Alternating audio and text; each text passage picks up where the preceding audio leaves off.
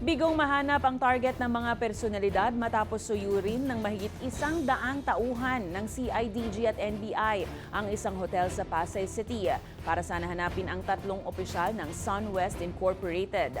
Yan ang kumpanyang kinukonekta sa dating mambabatas na si Zaldico hinggil sa maanumalyang flood control project sa Oriental Mindoro. Ayon sa CIDG-NCR, pinaniniwalaang nagtatago sa loob ng hotel at nagpapanggap na empleyado sina Consuelo Aldon, Anthony Ngo at Noel Cao. Sinabi ni Colonel John Giyagi na subsidiary ng SunWest ang Midas Hotel, kaya doon umano sila nagkukubli. Sinuyod ng mga operatiba ang 10 palapag, mga kwarto, kusina at housekeeping area, pero hindi natagpuan ng mga target. Nabigo ang pulis na maipatupad ang arrest warrants.